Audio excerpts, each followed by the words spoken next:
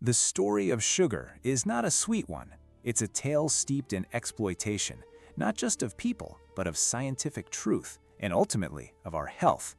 When you trace its journey, you find a recurring pattern of power, profit, and deliberate obfuscation, impacting everything from global economies to the very cells within our bodies. Let's begin at the most bitter roots: slavery. The insatiable demand for sugar in Europe fueled one of the most horrific periods in human history. Sugarcane, a labor-intensive crop, became the engine of the transatlantic slave trade. Millions of Africans were forcibly uprooted, transported across oceans, and condemned to brutal lives on sugar plantations in the Caribbean and the Americas. Their suffering, their very lives, were considered expendable in pursuit of this sweet commodity.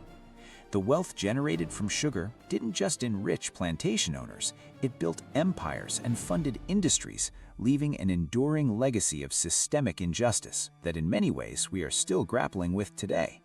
To understand sugar is to understand this foundational cruelty. It's a reminder that even the most seemingly innocuous products can have profoundly dark origins. Fast forward a century or so, and the insidious nature of the sugar industry took a different, though equally damaging turn. This time, the manipulation was scientific, aimed at misdirecting public attention from sugar's role in rising health crises. For decades, particularly in the mid-20th century, fat was demonized. We were told unequivocally that dietary fat, especially saturated fat, was the primary culprit behind heart disease and obesity. This narrative became deeply embedded in public health advice, influencing diet fads, food manufacturing, and individual eating habits. But what many didn't realize, or weren't told, was the extent of the sugar industry's involvement in shaping this very narrative. Investigations and revelations years later uncovered how sugar industry groups funded and influenced research, specifically pushing the idea that fat, not sugar, was the real danger. They meticulously crafted a public relations strategy to shift blame, paying scientists to publish reviews that downplayed sugar's risks while amplifying those of fat. This wasn't accidental, it was a deliberate, calculated campaign to protect their product and their profits. The consequences have been devastating, leading generations to adopt low-fat, high-sugar diets, inadvertently exacerbating the very health problems they were trying to avoid. Beyond misdirection, the sugar industry also perfected the art of addiction. Take a look at the ingredient labels of countless processed foods today. You'll find sugar, often in multiple forms: high fructose corn syrup, sucrose, dextrose, maltose, tucked into everything from breakfast cereals and yogurts to salad dressings and pasta sauces. It's not just in obvious sweets, it's practically ubiquitous. This isn't merely about taste. Food scientists have discovered that sugar, especially when combined with fat and salt, hits a bliss point that makes foods incredibly palatable and, crucially, encourages overconsumption. Sugar activates the reward centers in our brains, similar to how certain addictive substances do. It triggers the release of dopamine, creating a temporary feeling of pleasure and leading us to crave more.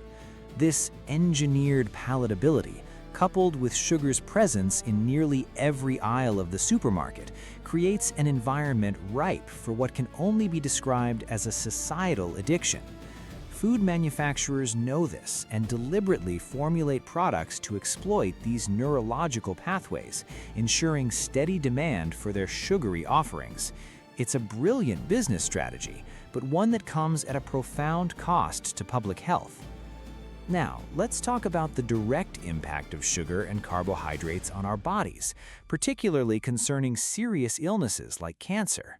To understand this, we need to clarify what we mean by carbs and sugar.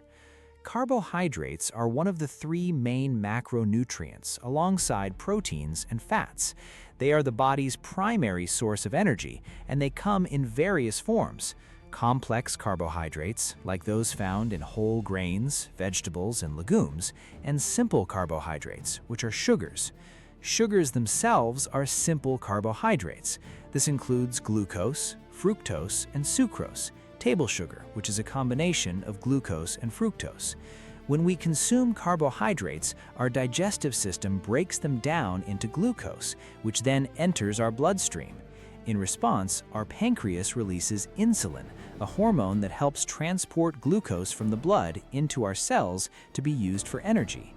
The problem arises with excessive and frequent consumption of refined sugars and highly processed carbohydrates. Unlike complex carbs, which are broken down slowly, providing a steady release of glucose, refined sugars and processed carbs cause a rapid spike in blood glucose levels. This, in turn, triggers a rapid and often excessive release of insulin. Over time, persistently high insulin levels can be detrimental.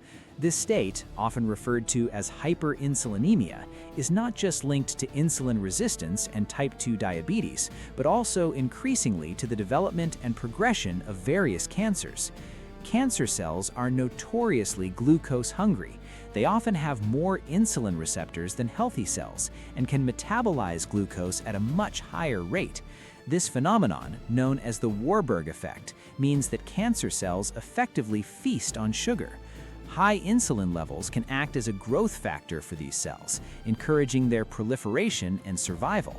Insulin also influences other signaling pathways in the body that can promote inflammation and cellular division, both of which are fundamental processes in cancer development. So, while sugar doesn't directly cause cancer in the way a toxic chemical might, a diet consistently high in refined sugars and processed carbohydrates can create a metabolic environment that is highly favorable for cancer cells to thrive, grow, and potentially spread. It's not about cutting out all carbohydrates, which would be unsustainable and unhealthy given their role as an essential energy source. It's about distinguishing between complex, fiber-rich carbohydrates that support steady blood sugar and overall health, and the empty calories of refined sugars and processed carbs that deliver rapid glucose spikes with little nutritional benefit. The history of sugar is a stark illustration of how commercial interests can profoundly impact public health, from the brutal exploitation of human beings to the sophisticated manipulation of scientific discourse and the precise engineering of our cravings. It's a story that urges us to look beyond the surface of what we consume, to question the narratives we're fed, and to understand the deep, often hidden connections between what's on our plates and our collective well-being. Recognizing this history is the first step towards reclaiming our health and making more informed choices in a world still sweetened by a bitter past.